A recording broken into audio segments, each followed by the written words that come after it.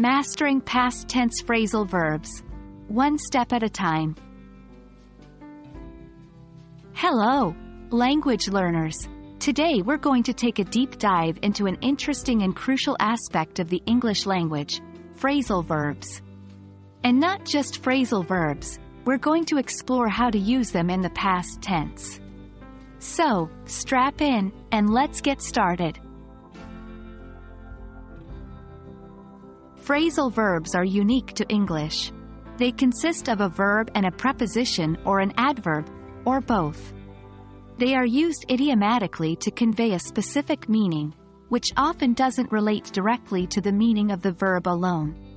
For example, turn on, or give up.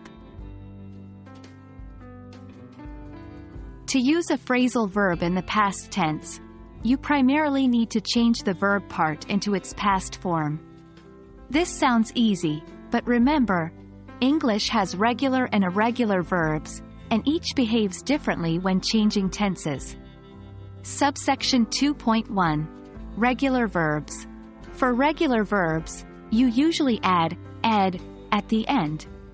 Let's consider the phrasal verb, turn on. In past tense, it becomes turned on. Example, present tense, I turn on the light. Past tense, I turned on the light. Subsection 2.2. Irregular verbs. Irregular verbs, however, don't follow this ed rule. You need to know the past tense of the verb. For instance, the phrasal verb, give up, in past tense becomes gave up. Example, present tense, I give up easily. Past tense, I gave up easily. Practicing with examples is an effective way to master using phrasal verbs in the past tense. Let's try some more examples. Take off, regular verb, take, took. Present, the plane takes off at 6 p.m. Past, the plane took off at 6 p.m.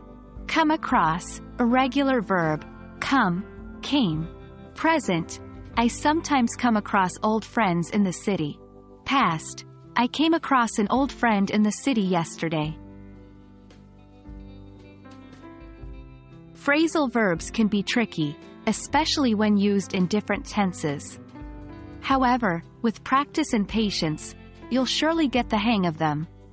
We hope this video helped you understand how to use phrasal verbs in the past tense. Keep practicing, and stay tuned for more exciting topics on learning English. Happy learning!